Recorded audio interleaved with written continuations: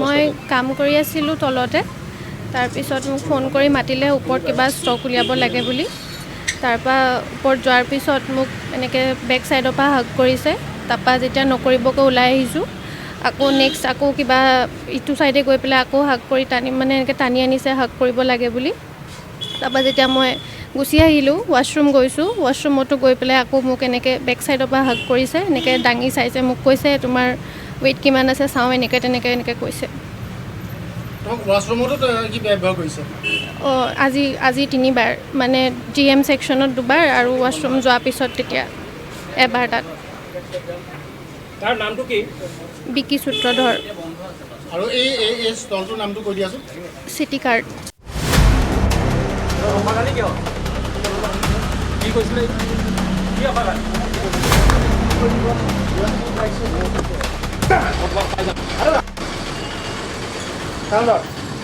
আজিৰ পৰা নকৰোঁ বুলি ক আজিৰ পৰা নকৰোঁ অসমীয়াত ক মোৰ ভুল হৈ গ'ল ক জোৰেকৈ ক আজিৰ পৰা নকৰোঁ লোকৰ ভনীহঁতক মই নিজৰ বাই ভনী হিচাপে চাম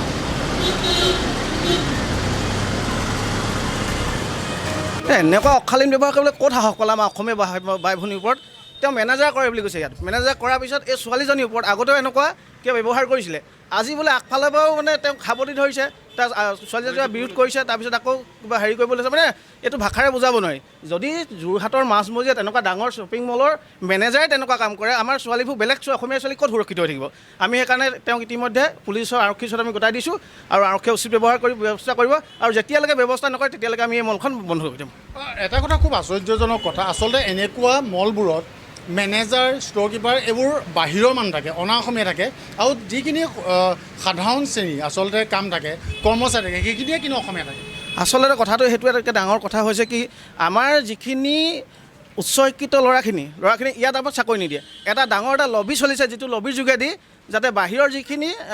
মানুহ তেওঁলোকক মেনেজাৰ হওক বা ষ্ট'ৰ কিপাৰ হওক যিখিনি মানে ভাল মেনেজমেণ্টৰ চাকৰি সিহঁতক দিয়ে কিন্তু সৰু সুৰা যিখিনি এই কাপোৰ দেখুওৱা মেলা চেলছমেন এনেকুৱাখিনি আমাৰ থলুৱা মানুহক দিয়ে